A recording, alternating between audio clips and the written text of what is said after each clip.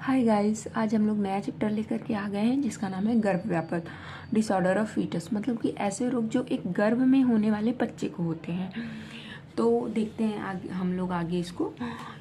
तो आचार्य सारंगधर जो थे उन्होंने गर्भ को आक्रांत करने वाले जो विकार थे उनको बताया है, मतलब उनका केवल नाम दिया है, डिटेल में उनकी डिस्क्रिप्शन नहीं दी है। तो उन्होंने 8 गर्भ विकार बताए हैं। 8 कौन कौन से हैं? उपविष्टक, नागोदर, मक्कल, मूढ़गर्भ, विषकंभ, मूढ़गर्भ, जरायु दोष और गर्भपात। अब आगे चल के हम इनको थोड़ा डिटेल्ड में पढ़ेंगे। तो जो गर्भस्राव है और जो गर्भपात है इसके बारे में हम लोग पढ़ने जा रहे हैं। तो जो गर्भस्राव है उसको बोला गया है चतुर्थात् ततो मासात् प्रस्रवित गर्भविच्युति। मतलब कि चौथे मास तक जो गर्भ है वो अपने स्थान से अगर अलग हो रहा है, स्राव हो रहा है उसका, तो उसको क्या कह रहे हैं? गर्भस्राव। देखिए ऐसा इसलिए मतलब आचार्य ने गर्भस्राव और पात, मतलब स्राव किसका होता है? लिक्विड का होता है, ठीक है। और पात किसका होता है? तो पात होता है सॉलिड चीज़ों का। तो यहाँ पे इसलिए गर्भस्राव बोला है क्योंकि उन्होंने जो भी 4th मंथ्स के एबॉर्शंस को देखा होगा तो उन्होंने देखा होगा कि उसमें मतलब कि ब्लीडिंग ज़्यादा हो रही है, क्लॉट्स जैसे मतलब आ रहे हैं, बट ब्लीडिंग ज़्यादा है ना, स्राव के रूप में चीज़ें ज़्यादा हैं, तो इसलिए उन्होंने उसको स्राव बोल दिया। लेकिन जो भेल है, ठीक है, आचार्य भेल, वो बोलते हैं कि केवल तीसरे मास तक ही गर्भस्राव होता है, उसके बाद पात होता है। ऐसा भेल का जो है वो ज़्यादा मतलब कि सही जो उन्होंने बताया है वो ज़्यादा सही हम लोग मान सकते हैं। अब ऐसा क्यों?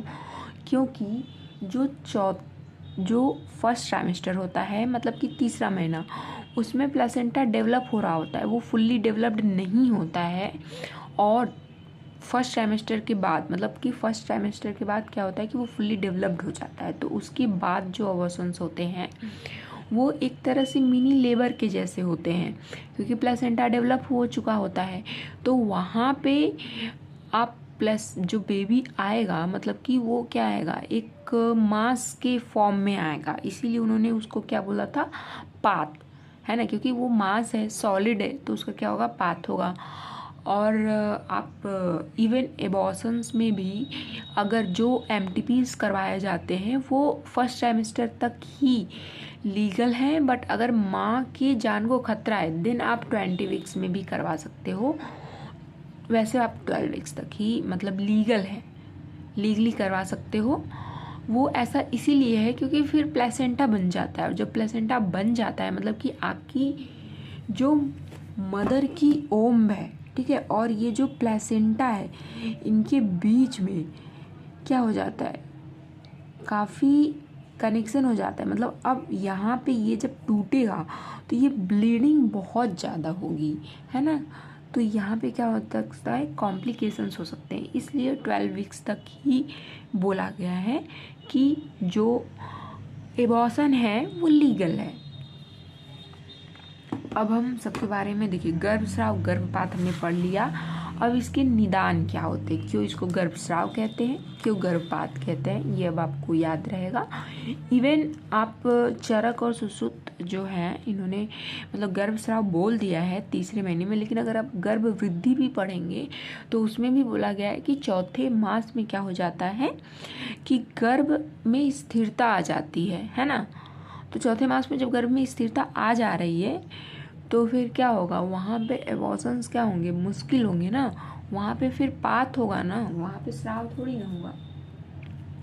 अब देखिए, गर्भस्राव या पात के दोनों के निदान सेम ही है, क्योंकि प्रोसेस सेम है, बस क्या है कि मंथ वाइज डिफरेंस है। मतलब इन्होंने जो एक्सपल्सन का प्रोडक्ट है उसको देख करके उसके बेसिस पे उसका नाम बदल दिया है, ठीक है। अगर उन्हें वो थोड़ा लिक्विड मटेरियल आ रहा है तो उन्होंने उसको स्राव बोल दिया, और अगर पिंड में आ रहा है, ठीक है, तो उसको क्या बोल दिया है? पात बोल दिया है। केवल इतना सा है ना।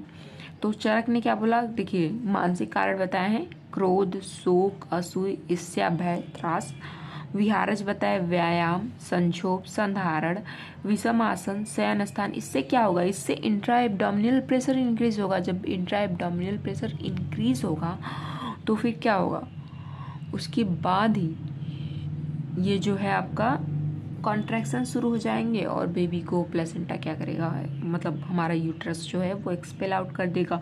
अब क्रोध, शोक, असूया और ईर्ष्या भय से क्या होता है, तो जब भी माँ जो होती है वो स्ट्रेस में जाती है तो वो कोलेस्ट्रॉल रिलीज कर देती है और ये कोलेस्ट्रॉल आगे चल के एस्ट्रोजन नहीं, एस्ट्राडियोल में चेंज हो जाता है, मतलब कि प्रोस्टाग्लैंडिन्स में चेंज होता है और ये प्रोस्टाग्लैंडिन्स ही होते हैं जो कॉन्ट्रैक्ट करवाते हैं। इसलिए आपको स्ट्रेस नहीं लेना है, मदर को बोलना है कि आप स्ट्रेस नहीं लेंगी, मतलब कि आप समझ सकते हैं कि स्ट्रेस इतना बड़ा फैक्टर है। अब उसके बाद क्षुध पिपासा अति योग। क्षुध पिपासा अति योग से क्या होगा, अगर आप बहुत ज़्यादा मतलब क्षुध पिपासा अति योग से क्या होगा कि आप तो खुद तो खाएंगे ही नहीं, वो बच्चा गर्भ में है उसको भी नहीं पहुँचेगा, है ना। मतलब एक तरह से आप कह सकते हैं कि आप इंट्रायूटेराइन ग्रोथ रिटार्डेशन करवा सकती हैं अपने बच्चे का।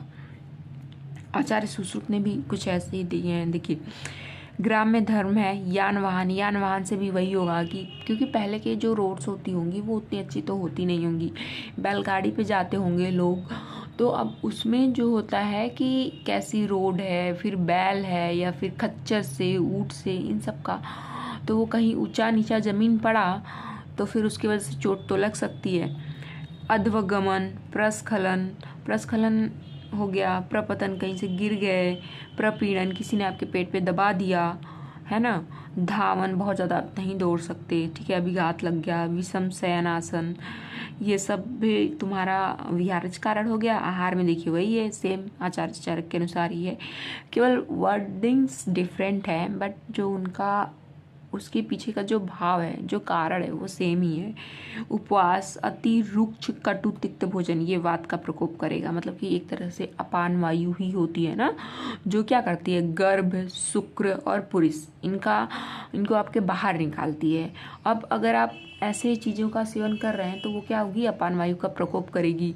इवन ये जो ग्राम में धर्म, यान, वाहन है, इससे भी अपान वायु का प्रकोप होगा। मतलब अपान वायु मतलब कि कॉन्स्ट्रैक्शन, गर्भ, इसमें यहाँ पे प्रसव के केस में हम उसको कॉन्ट्रैक्शन से लेंगे, मतलब कि ये सब क्या करेंगे, अपान वायु बढ़ेगी और अपान वायु क्या करवा देगी, कॉन्ट्रैक्शंस करवा देगी, है ना। अतिसार, वमन, विरेचन। अतिसार, वमन, विरेचन में क्या होता है, यहाँ पे भी जो पेरिस्टालसिस मूवमेंट होती है ना वो बढ़ जाती है, इसकी वजह से बेबी एक्सपेल आउट हो सकता है। गर्भसातन, मतलब आपको बच्चा नहीं चाहिए और आपने गर्भनाशक औषधि खा ली, मतलब पहले भी ऐसे लोग करते थे, इससे ये हमें पता चलता है, ठीक है। सो आचार्य वाग्भट ने देखो सिंपल बता दिया कि परिहार है, मतलब ऐसी चीज़ें जो आपको नहीं करनी चाहिए उनको आप कर रहे हो। और बहुत सारे रोग भी होते हैं, जैसे कि फीमेल जो होता है एबॉर्शन का 3 कारण होता है, ठीक है। तो वो 3 कारण क्या क्या होते हैं, पहला होता है कि मदर का है ना, एक तो कंजेनाइटल हो गया, कंजेनाइटल मतलब कि बेबी में कोई दिक्कत है, ठीक है। दूसरा है मैटरनल है, इसको फीटल है, मैटरनल है, ठीक है। फीटल में ही आपका ये कंजेनाइटल आएगा और भी अदर काजेस आएंगे। मैटरनल है, फिर प्लेसेंटल है, प्लेसेंटा में कोई दिक्कत है, प्लेसेंटा में जैसे कि आपका प्लेसेंटा एब्रेप्सियो प्लेसेंटा हो सकता है, ठीक है, या फिर प्लेसेंटा प्रीविया हो सकता है। प्लेसेंटा प्रीविया में क्या होता है कि 7वें या फिर 8वें मतलब महीने में ही, 7वें महीने में जो होता है वो ये जो प्लेसेंटा होती है ना, ये आपके लोअर यूट्राइन सेगमेंट पे होती है, ठीक है। जैसे हमारी जो प्लेसेंटा होती है वो लोअर यूट्राइन सेगमेंट पे होती है, तो लोअर यूट्राइन सेगमेंट पे जब होगी तो ये जब बहुत ज़्यादा बढ़ जाती है, मतलब 7th मंथ में, मतलब वो वेट नहीं बियर कर पाती और फिर वो नीचे आ जाती है ना। और एब्रेप्सियो प्लेसेंटा में क्या होता है कि कोई दिक्कत नहीं है, वो जहाँ पे उसको प्लेस होना चाहिए था, यूट्रस में, इंडोमेट्रियम पे, वहीं पे प्लेस है, वो सब कुछ सही है। लेकिन अब क्योंकि वो इतनी बार अपने मतलब कि बेबी को बर्थ दे चुकी है कि यहाँ की इलास्टिसिटी ख़त्म हो चुकी है, तो इसलिए आ जा रहा है, ठीक है। ये 2 अलग अलग कंडीशंस है, इसकी वजह से भी हो सकता है। अब हम लोग आगे देखते हैं कि इनकी चिकित्सा हम लोग क्या करेंगे, है ना। तो देखिए, गर्भस्राव या पाथ होने की चिकित्सा। तो व्यवस्थित होने योग्य या परिहार्य। व्यवस्थित होने में योग्य मतलब क्या होता है कि जो आपका एबॉर्शन होता है वो कितने तरह का होता है। एक तो होता है स्पॉन्टेनियस, खुद से हो रहा है, दूसरा आप लीगल करवाते हैं। अब जो स्पॉन्टेनियस वाले होते हैं उनको फर्दर हम लोग बांटते हैं कितने तरीके में, 5 तरीके में, ठीक है। अब इसमें से 5 में एक होता है थ्रीटेंड होता है, एक होता है इनवाइटेबल, ठीक है, फिर कंप्लीट, इनकम्प्लीट और मिस्ड। तो अब इसमें से थ्रीटेंड जो होता है, थ्रीटेंट में क्या होता है कि इसमें आप उसको बचा सकते हैं, मतलब इस स्टेज तक एबॉर्शन नहीं पहुंचा है कि आप उसको रोक नहीं सकते हैं, ठीक है।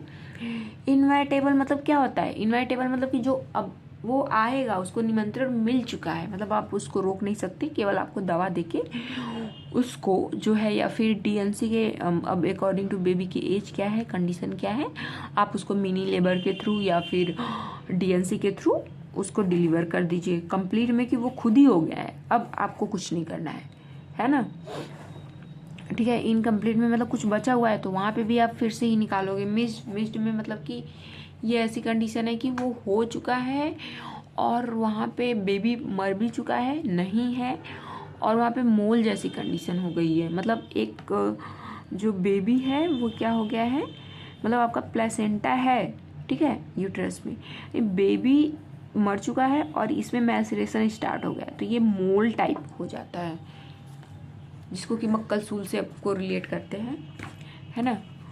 और अब हम लोग देखते हैं तो जो अब व्यवस्थित होने योग्य या परिहार है, मतलब कि थ्रेटेंड है, तो उसमें आप लोग क्या करेंगे, तो उसमें पहले तो उसकी संप्राप्ति देख लेते हैं कि हुआ कैसे है। तो देखिए, निदान सेवन की आपने वात प्रकोप, वही कि अपान वायु मैंने आपको बताया था, गर्भ की बंधनों से मुक्ति, है ना। अब वो क्या होगा, गर्भाशय अतिक्रमण। गर्भाशय अतिक्रमण का मतलब वही है कि अब गर्भाशय में दिक्कत होगी, मतलब उसमें कॉन्ट्रैक्शंस स्टार्ट हो जाएंगे। यकृत प्लीहा आंत्र विवर से नीचे आता गर्भ, मतलब कि जो आपका वो था, गर्भ था, तो पहले तो जैसे कि जब आपके 9वें महीने में होता है ना, वहाँ पे वो इतना मतलब बेबी बड़ा हो जाता है, उसको जब जगह की कमी पड़ने लगती है तो यकृत प्लीहा आंत्र विवर इन सब आर्गन को क्या करता है, इनको कंप्रेस करता है, मतलब अपनी स्पेस बनाने के लिए। तो अब क्योंकि गर्भाशय अतिक्रमण हो गया है, कॉन्ट्रैक्शन स्टार्ट हो गए हैं, तो अब वो क्या करेगा, जो आपकी एब्डोमिनल कैविटी है उसको छोड़ेगा, पेल्विक कैविटी में जाएगा। तो वही चीज़ यहाँ पे ये कहना चाह रहे हैं, ठीक है। कोष्ठ में संक्षोभ होगा। कोष्ठ में संक्षोभ का मतलब ये है कि वहाँ पे पेन होगा, ठीक है। और अपान वायु प्रकोप, वही यूट्राइन कॉन्ट्रैक्शंस। अब जब यूट्राइन कॉन्ट्रैक्शंस बहुत ज़्यादा बढ़ जाएंगे तो क्या होगा, पार्श्व, कुक्षी, उदर, बस्ती, शीर्ष योनि में सूल, अना, मूत्र संग। ऑब्वियस सी बात है, जब वहाँ पे यूट्राइन कॉन्ट्रैक्शंस हो रहे हैं तो उसके पास में ही ब्लैडर है, और जो ब्लैडर है, ठीक है, तो जब ये यहाँ पे ब्लैडर है तो ये ब्लैडर का नेक है। अब यहीं पे इसी पे ये क्या होता है, मतलब ऐसे है कुछ ब्लैडर, ये ब्लैडर का नेक है, यहाँ पे ऐसे कुछ ये आपका यूटरस है। तो अब ये जो है यूटरस से अगर बेबी का हेड आएगा तो ये क्या करेगा, ये इस पर प्रेशर डालेगा तो मूत्र संग होगा ही, ऑब्वियसली बात है, मूत्र संग होना ही है, अनाह मूत्र संग होगा। अब सूल तो कॉन्ट्रैक्शंस की वजह से हो रहा है, वहाँ पे वो पूरा रीजन ही मतलब बहुत ज़्यादा पेनफुल होता है वहाँ पे। फिर श्रोणी स्राव के साथ तरुण गर्भ पीड़न, मतलब कि ब्लीडिंग होगी, सर्वाइकल ब्लीडिंग होगी, और फिर बेबी उसके साथ आएगा, है ना। तो अब इसके बारे में लक्षण में देख लेते हैं कि किसी ने क्या क्या कहा है। आचार्य सुश्रुत जो थे उन्होंने कहा है, गर्भाशय, कटी, वंक्षण, बस्ती, सुलानी, रक्त दर्शनम च। अष्टांग हृदय ने भी इसको शॉर्टकट में बोल दिया है कि पुष्प दृष्टि मतलब ब्लीडिंग अथवा सूले, और अष्टांग संग्रह ने भी सेम बोला है, बस्ती, पार्श्व, श्रोणी, योनि, मुखेसु, सूलम, पुष्प दर्शनम च, ठीक है। अब प्रसंसमान गर्भ लक्षण, मतलब अभी यहाँ पे क्या हो रहा था कि पेन हो रहा है, कॉन्ट्रैक्शन स्टार्ट हो गए हैं, बट बेबी नहीं आया है अभी। अब यहाँ पे है कि अब बेबी आ रहा है, तो आ रहा है तो क्या होगा, दाह, पार्श्व पृष्ठ सूल, अस्रिग्ध। देखिए ये कंडीशन इसमें भी है, इसमें भी है, इसमें केवल 2 एक्स्ट्रा क्या है, अनाह और मूत्र संग। अब ये क्यों हो रहा है, मैं आपको बता दिया है कि जब बेबी आएगा ठीक है, तो वो प्रेशर डाल रहा है ना, जो गॉल ब्लैडर का नेक है उस पर, इसलिए अनावर मूत्रसंघ हो रहा है। अब स्थानांतरण गमन लक्षण, मतलब कि displacement of fetus from its own place, ठीक है, तो उसमें क्या होगा, कोष्ठ में क्षोभ उत्पन्न होगा, है ना, कोष्ठ में क्षोभ उत्पन्न हो रहा है जब गर्भ अपने स्थान को छोड़ करके, मतलब नीचे की तरफ जा रहा है। जब गर्भ अपने स्थान को छोड़ करके नीचे की तरफ जाएगा तो उस टाइम क्या होगा कि वहाँ पे क्षोभ उत्पन्न होगा, पेन होगा बहुत ज़्यादा। अब हम लोग देखेंगे आम गर्भ की चिकित्सा। अब आम गर्भ की चिकित्सा क्या है, अब देखिए आम गर्भस्राव की चिकित्सा में हम लोग देख रहे हैं कि पातन के पूर्व की चिकित्सा, मतलब अगर आप उसको रोक सकते हो तो आप लोग क्या करोगे, रुक्ष व शीत द्रव्य दोगे, ठीक है, उपवास करवाओगे, उसका उपवास करवाने के बाद उसको क्या दोगे, दुरालभा, अमृता, उसीर, परपट, चंदन, अतिविसा, बला, कटवंग, धान्यक, ये सब चीज़ें क्या हैं, ये सब चीज़ें शीत हैं, ये मेनली स्तंभक का काम करती हैं, ठीक है, पित्त सामक औषधियाँ हैं। तृण धान्य, सालिसस्टिक पेया दोगे आप उसको, थोड़ा उसके अंदर एनर्जी बनी रहे। अब ऐसा व्यक्ति खाना तो बहुत ज़्यादा खा नहीं पाएगा, पेन में है ना, मुग्ध आदि यूज ये भी आपका देंगे, ठीक है। अब उसके बाद अगर आम का पाचन हो गया तो क्या करोगे, स्निग्ध, शीत, या फिर उसको स्निग्ध दोगे या फिर शीत और स्निग्ध दोनों देगी, ये सब क्या करेंगे। देखिए ये यहाँ पे तृण धान्य और ये सब आम का पाचन कर रहे थे, ये भी आम का पाचन करेंगे, है ना। और ये जो है क्वाथ, ये क्या करेगा, ये पित्त सामक है तो थोड़ा स्तंभक का काम करेगा। अब ये बोल रहे हैं कि अगर आम का पाचन हो गया तो आप क्या करोगे, शीत और स्निग्ध दोगे, क्योंकि स्निग्ध क्या करेगी, स्निग्ध जो है वो वात का समन करेगी, है ना। अगर पातन हो गया मतलब कि अब उसका एबॉर्ट हो गया, अब एबॉर्ट होने के बाद क्या करोगे, तो एबॉर्ट होने के बाद आप उसको मद्यपान दोगे, ठीक है, क्योंकि वहाँ पे बहुत ज़्यादा पेन हो रहा होगा उसको, तो ये थोड़ा सा सबसाइड करेगा पेन को, है ना, क्योंकि बंदा होश में ही नहीं रहेगा। लघु पंचमूल सिद्ध रुक्ष पेया दोगे मद्यपान के पश्चात, ठीक है। अब मद्यपायी स्त्री है, अगर वो मद्य नहीं पिएगी तो उसके लिए आपको कुछ और देना पड़ेगा ना, तो उसके लिए तिल और उद्दालक से बनी हुई पाचन द्रव्य युक्त यवागु दे सकते हो, ठीक है।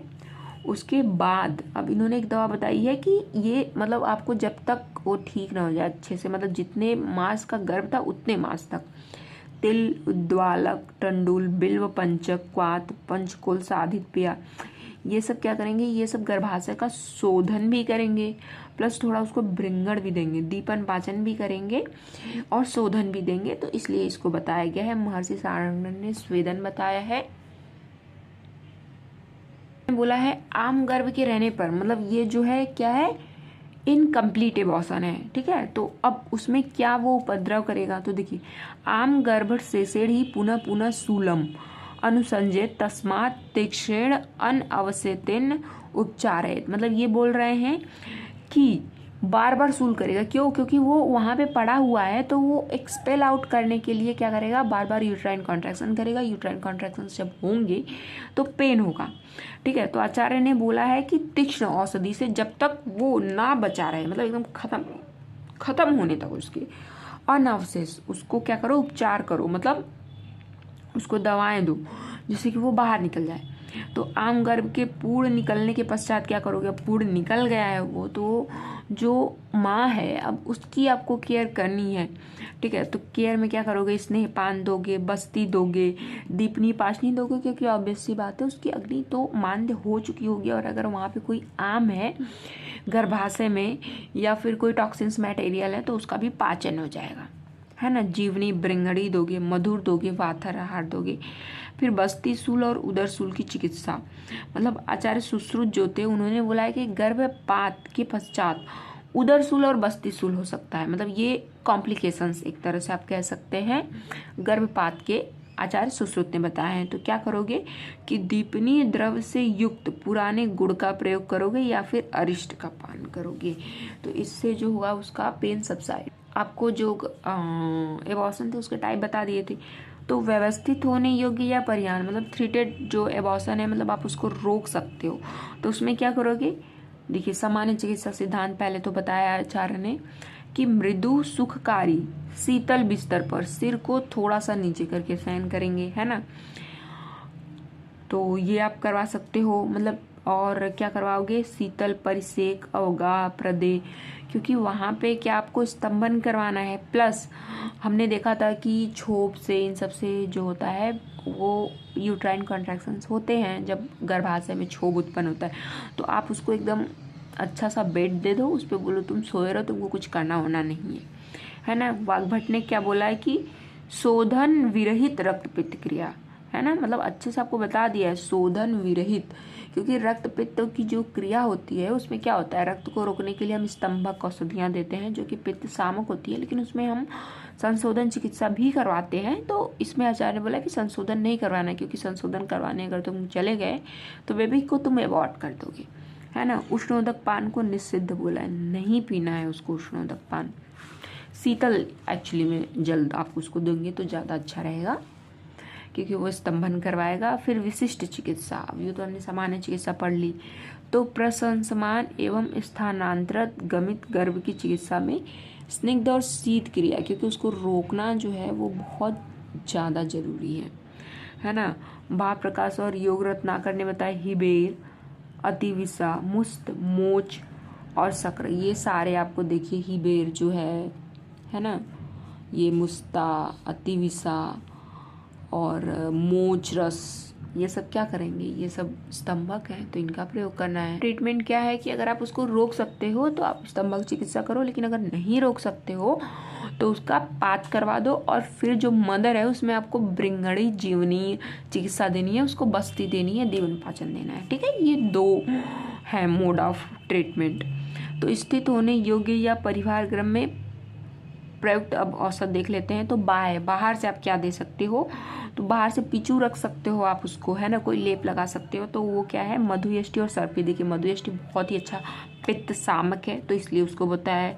शतदौत और सहस्त्रदौत घृत भी हम लोग जानते हैं कि बहुत ही अच्छा पित्त शामक है।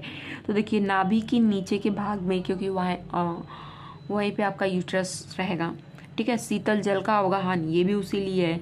न्यग्रोध आदि सुंग, मतलब न्यग्रोध जो होता है उसकी जो सुंग होती है, सुंग का मतलब जो उसकी नई पत्ती होती है ना, कुछ ऐसी सी होती है, उसको उससे साधित घृत। इवन आप अगर रक्त पित्त का चिकित्सा का जो अध्याय पढ़ेंगे तो वहाँ पे जो गुद मार्ग के थ्रू जो ब्लीडिंग होती है उसके लिए वहाँ पे बताया गया है ना।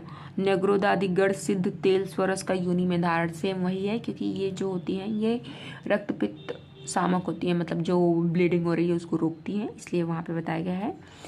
अब आंतरिक, मतलब इसको ऐसे तो दे दिया है ना, थ्रोवेजाइना, अब आपको पीने के लिए भी देना है, क्योंकि ऑल ओवर बॉडी में हुआ है ना, ये तो आपको लोकल दे देगा, लेकिन जो बॉडी में जो वात का प्रकोप हुआ है वो लोकल के थ्रू तो नहीं जाएगा, तो उसके लिए आपको इंटरनल देना पड़ेगा। तो न्यग्रोध आदि साधित जो क्षीर सर्पी है 1 अक्ष की मात्रा में दे सकते हैं, या केवल क्षीर सर्पी का पान कर सकते हैं। देखिए पद्म, उत्पल, कुमुद, केसर कल्क, मधु साधित घृत दे सकते हैं, ये भी पित्त शामक है। श्रृंगाटक, कसेरु, पुष्पक बीज, ये भी। तो मैंने आपको मोड ऑफ ट्रीटमेंट बता दिया है, ये केवल दवाएं हैं, है ना, मोड ऑफ ट्रीटमेंट वही रहेगा, बस आपको दवा चूज करनी है। अब आहार विहार में वही है कि आपको क्रोध, शोक, आयास, वैवाय, व्यायाम से आपको उसकी रक्षा करनी है। सौम्य मनुकुल कथा से उसको प्रसन्न करो, मतलब उसको स्ट्रेस मत आने दो, कार्टिसोल मत रिलीज होने दो। अब ये देखिए गर्भ निषेधनाथ वरण बंध है, जो कि मतलब महर्षि काश्यप ने बताया था कल्प स्थान के रेवती कल्प अध्याय में बताया था कि जिन लड़कियों, मतलब जिनको ऐसा हो सकता है कि उनको एबॉर्शन होती हूँ, तो उनको बिफोर 8th मंथ, है ना, 8वें महीने से पहले ही उनको वरण बंध बांधना है, ठीक है। अब इसका अगर आपको डिटेल्ड, मतलब एग्जाम्स में तो आता नहीं है, मैंने ऐसे ही मतलब एड ऑन कर दिया था इसको। तो आपका गर्भस्राव, गर्भपात खत्म हो गया। अब जो आगे जो मतलब कि 5-5 नंबर में ऐसे पूछे जाते हैं, ज़्यादा मतलब उनको डिटेल्ड में नहीं पूछा जाता है। अदर जो गर्भ व्यापद है उनको हम लोग पढ़ेंगे नेक्स्ट वीडियो में। अगर ये वीडियो मेरी आपको पसंद आती है तो प्लीज़ इस चैनल को सब्सक्राइब कीजिए और इसको लाइक भी कीजिएगा वीडियो को। एंड अगर आपको किसी और टॉपिक्स पे वीडियोस चाहिए तो आप कमेंट बॉक्स में कमेंट कर सकते हैं, और इस वीडियो में मैं और क्या सुधार कर सकती हूँ इसके लिए भी आप मुझे सजेशंस दे सकते हैं। Thank you so much.